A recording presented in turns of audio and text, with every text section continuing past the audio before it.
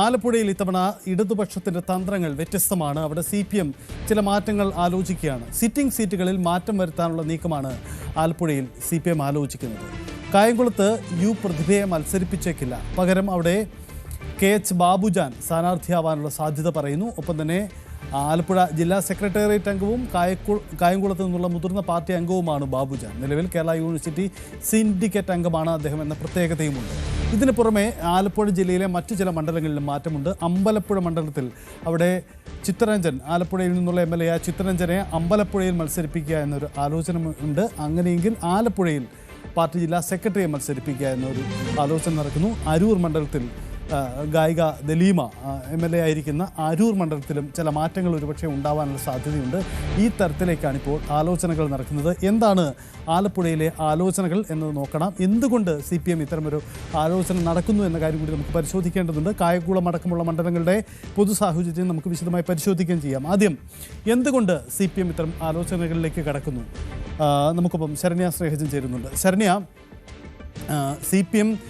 CPMനെ സംബന്ധിച്ച് കഴിഞ്ഞ 2 തെരഞ്ഞെടുപ്പുകളിൽ ഏറെ നഷ്ടമൊന്നും ഉണ്ടാവാതെ വലിയ സുരക്ഷിതമായി നിൽക്കുന്ന ജില്ലയാണ് ആലപ്പുഴ.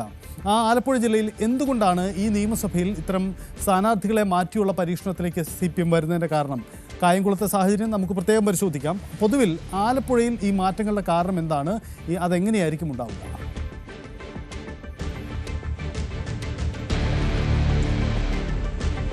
സജിത്ത്, നമുക്കറിയാം ഇടതുപക്ഷം അധികാരത്തിൽ വരുന്ന ഘട്ടത്തിലെല്ലാം തന്നെ ഏറ്റവും അധികം കോൺട്രിബ്യൂഷൻ നൽകുന്ന ഒരു ജില്ലകളിലൊന്നാണ് ആലപ്പുഴ ജില്ല. കാരണം നമുക്ക് ആലപ്പുഴയിൽ ഒരു കഴിഞ്ഞ തവണ നോക്കുകയാണെങ്കിൽ ഹരിപ്പാട് ഒഴികെ, അതായത് കഴിഞ്ഞ 2 ടേമുകളായി ഹരിപ്പാട് ഒഴികെ ബാക്കി എല്ലാ മണ്ഡലങ്ങളും ലഭ്യമാകുന്ന ഒരു സാഹചര്യം ഇടതുപക്ഷത്തിനുണ്ട് എന്നുള്ളതാണ്. പക്ഷേ ആ ഒരു സാഹചര്യത്തിൽ നിന്ന് കുറേ മാറ്റങ്ങൾ കഴിഞ്ഞ ലോക്സഭാ തെരഞ്ഞെടുപ്പിൻ്റെ കാലഘട്ടത്തിലും തദ്ദേശ സ്വയംഭരണ തെരഞ്ഞെടുപ്പിൻ്റെ കാലഘട്ടത്തിലും ഉണ്ടായി. അതിൽ ഏറ്റവും അധികം പരിക്കുകൾ പറ്റിയൊരു സംവിധാനം അല്ലെങ്കിൽ പാർട്ടി എന്ന് പറയുന്നത് ഇടതുപക്ഷമാണ്, പ്രത്യേകിച്ച് CPM ആണ്.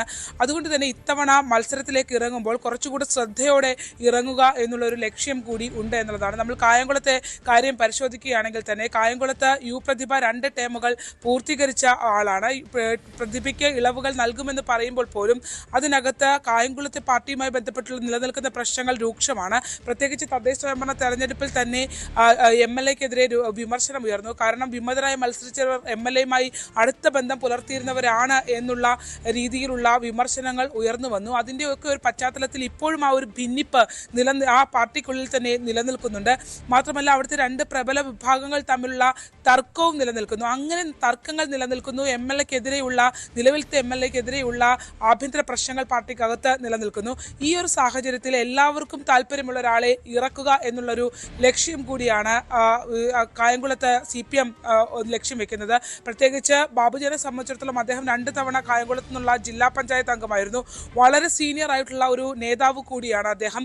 കാരണം CPMൽ തന്നെ അധികാര രാഷ്ട്രീയത്തിൽ അധികം നിൽക്കാത്ത, വളരെ കാലം കേരള യൂണിവേഴ്സിറ്റി കേന്ദ്രീകരിച്ച് പ്രവർത്തിച്ചിരുന്ന SFI കാലഘട്ടം മുതൽ ഉണ്ടായിരുന്ന, ഒരുപക്ഷെ ഇപ്പോഴത്തെ പല SFI സീനിയർ നേതാക്കന്മാരുടെയും DYFI നേതാക്കന്മാരുടെയും ഗുരുസ്ഥാനീൻ എന്ന് പറയാൻ കഴിയത്തക്ക രീതിയിൽ അത്രയും സീനിയർ ആയിട്ടുള്ള ഒരാളാണ് KH ബാബുജാൻ. അദ്ദേഹം ഒന്നും ഇതുവരെ പാർലമെന്ററി രംഗത്തേക്ക് കടന്നു വന്നിട്ടില്ല. പിന്നെ കായംകുളത്ത് നിന്ന് തുടർച്ചയായി കായംകുളത്ത് നിന്നുള്ള ഒരാൾ മത്സരിക്കണമെന്നുള്ളൊരു ആവശ്യം പലപ്പോഴായി പാർട്ടി കേന്ദ്രങ്ങളിൽ നിന്ന് ഉയരുന്നുണ്ട്. കാരണം പുറത്തു നിന്നുള്ള ആളുകളാണ് വന്ന്, പ്രത്യേകിച്ച് പ്രതിഭയൊക്കെ ആണെങ്കിൽ തകഴിയിൽ നിന്നാണ് വന്ന് കായംകുളത്ത് മത്സരിച്ചിരിക്കുന്നത്. അതുകൊണ്ട് തന്നെ നിരന്തരം പുറത്തു നിന്നുള്ള ആളുകളാണ്, മണ്ഡലത്തിന് പുറത്തു നിന്നുള്ള ആളുകൾ വന്ന് മത്സരിക്കുന്നു. അങ്ങനെയല്ല, കായംകുളത്ത് നിന്നുള്ള ഒരാൾ തന്നെ മത്സരിക്കണം എന്നുള്ള ഒരു താല്പര്യം കൂടി കായംകുളത്തെ പാർട്ടി പ്രവർത്തകർക്കിടയിലുണ്ട്. ഈ തദ്ദേശ സ്വയംഭരണ തെരഞ്ഞെടുപ്പ് വന്നതിന് ശേഷം പത്തിയൂരടക്കമുള്ള മേഖലകളിൽ കഴിഞ്ഞ പാർലമെന്റ് തെരഞ്ഞെടുപ്പിൽ നേരിട്ട പ്രത്യാഘാതത്തിൽ നിന്ന് മറികടന്ന് പുറത്തേക്ക് വരാനായി കഴിയുന്നൊരു സാഹചര്യം അവിടുത്തെ പാർട്ടി സംവിധാനത്തിനും ഇപ്പോൾ ഉണ്ടായിട്ടുണ്ട്.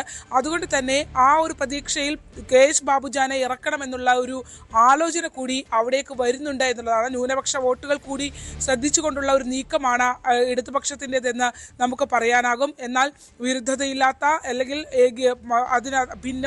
വോട്ടുകൾ ഭിന്നിച്ചു പോകാത്ത രീതിയിൽ പാർട്ടിക്കകത്ത് തന്നെ ഒരു ഏകീകൃത സ്വഭാവത്തോടു കൂടി മത്സരിക്കാൻ അല്ലെങ്കിൽ പ്രവർത്തിക്കാൻ കഴിയുന്ന സംവിധാനത്തിലേക്ക് ബാബുജാനെ ഇറക്കാൻ കഴിയുമെന്നുള്ളൊരു പ്രതീക്ഷ അവർ വെക്കുന്നു എന്നുള്ളതാണ്. അതാണ് കായംകുളത്തിന്റെ ഒരു സാഹചര്യം. എന്തായാലും കായംകുളത്ത് ബാബുജാന്റെ പേര് വളരെ പ്രധാനപ്പെട്ട ഒരു പരിഗണനയിലേക്ക് വരുന്നു എന്നുള്ളതാണ്. സജി ചെറിയാൻ ഉൾപ്പെടെയുള്ള ആളുകൾക്ക് ബാബുജാൻ മത്സരിക്കുന്നതിൽ താല്പര്യമാണ്. നാസർ, ജില്ലാ സെക്രട്ടറി നാസർ ഉള്ളവരുടെയും പിന്തുണ ബാബുജാന് ഉണ്ട് എന്നുള്ളതാണ്. പാർട്ടിയുടെ പിന്തുണ ഉണ്ട് എന്നുള്ളതാണ്.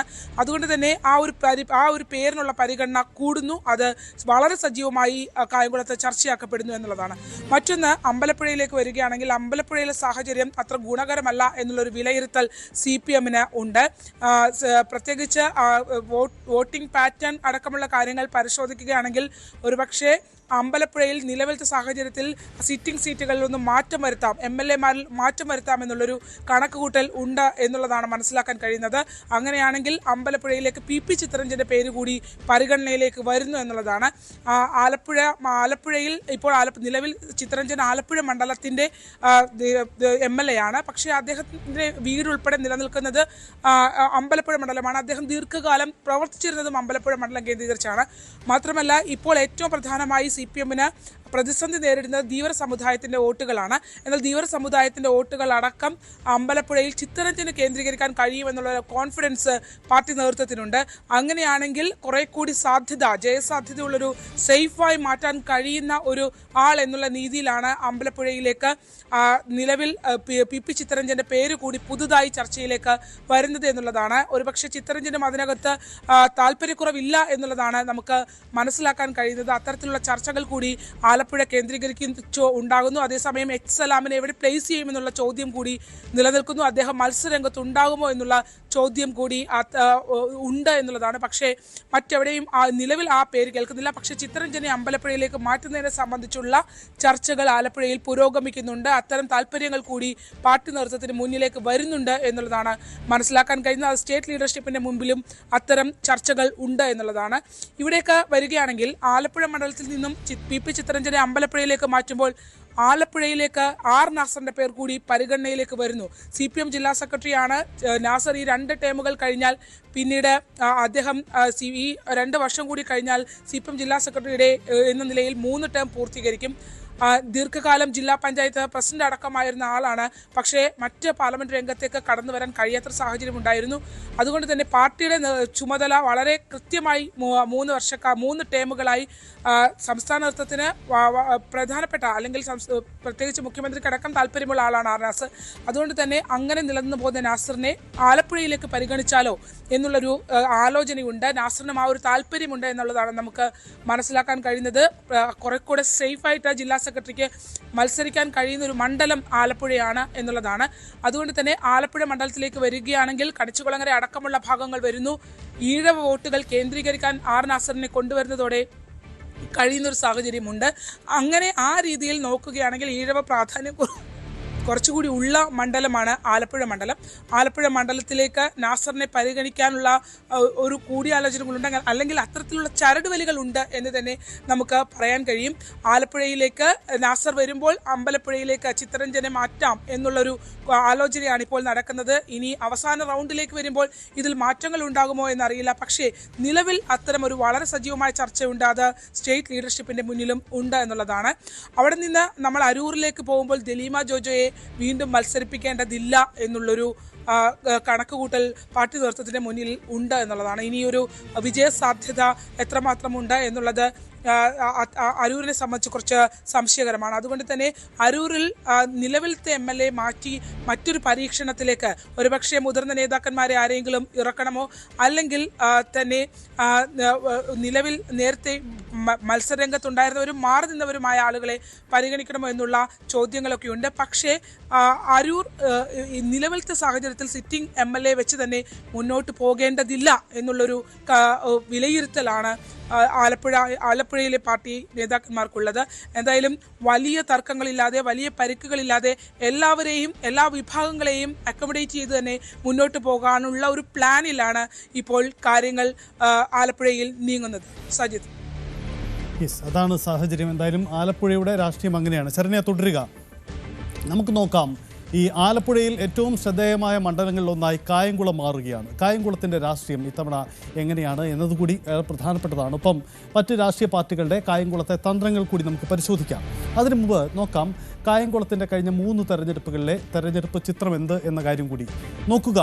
കായംകുളം 2021 നിയമസഭാ തെരഞ്ഞെടുപ്പിൽ ചിന്തിച്ചത് എങ്ങനെയാണ്? യു പ്രതിഭയാണ് വിജയിച്ചു കയറിയത്.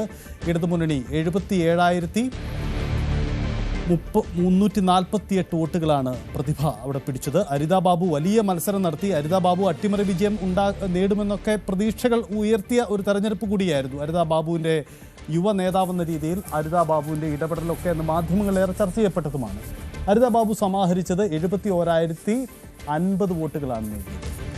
NDAക്ക് അവിടെ കിട്ടിയത് വെറും 11,413 വോട്ടുകൾ മാത്രമാണ് ലഭിച്ചത് എന്നതാണ്. NDAക്ക് 2021 തെരഞ്ഞെടുപ്പിൽ ഏറെ നീക്കങ്ങളൊന്നും നടത്താൻ അവിടെ കഴിഞ്ഞില്ല എന്നതാണ് ആ തെരഞ്ഞെടുപ്പിൻ്റെ ചിത്രം.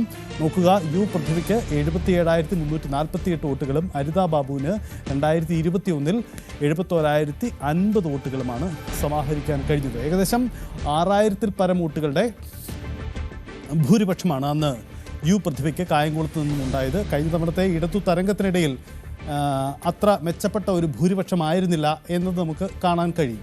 ഇനി നോക്കാം അടുത്ത തെരഞ്ഞെടുപ്പിൽ എന്താണ് സംഭവിച്ചതെന്ന്. നോക്കുക, 2024 ലോക്സഭാ തെരഞ്ഞെടുപ്പിൻ്റെ ചിത്രം നോക്കാം.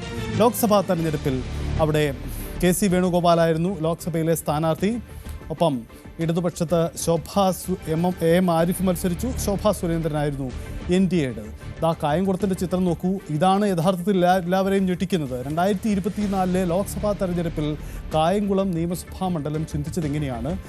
UDFന് അന്ന് ആ മണ്ഡലം KC വേണുഗോപാലിന് നൽകിയത് 50,216 വോട്ടുകളാണ്. ശോഭാ സുരേന്ദ്രൻ BJP-യാണ് 2ാം സ്ഥാനത്ത് വന്നത്. ശോഭാ സുരേന്ദ്രൻ നേടിയതാവട്ടെ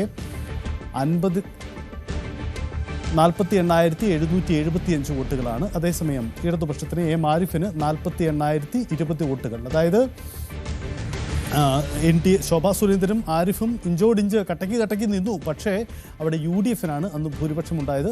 ലോക്സഭയുടെ പൊതുചിത്രമാണ്. കാരണം UDFന് വലിയ ആധിപത്യമുണ്ടായ ഒരു തെരഞ്ഞെടുപ്പാണ്. അപ്പം സ്വാഭാവികമായും ആ തെരഞ്ഞെടുപ്പ് ചിത്രം UDFൻ്റെ വോട്ട് ശതമാനത്തിൽ അംഗീകരിക്കാം. പക്ഷേ വെറും 11,000-ൽ പരം വോട്ടുകൾ നിയമസഭാ തെരഞ്ഞെടുപ്പിൽ നേടിയെടുത്തു നിന്നാണ് 48,000-ൽ പരം വോട്ടുകളായി അവിടെ NDAയുടെ ശോഭാ സുരേന്ദ്രൻ്റെ വോട്ടുകൾ വർദ്ധിച്ചത് എന്നതാണ്. അത് സ്വാഭാവികമായും ഇരുത്തി ചിന്തിപ്പിക്കും ആ സാഹചര്യം എന്നതുകൂടിയാണ് പൊതുചിത്രം. അത് സ്വാഭാവികമായും വെല്ലുവിളി ഉണ്ടാക്കുന്ന മറ്റൊരു കാര്യം കൂടിയാണ്.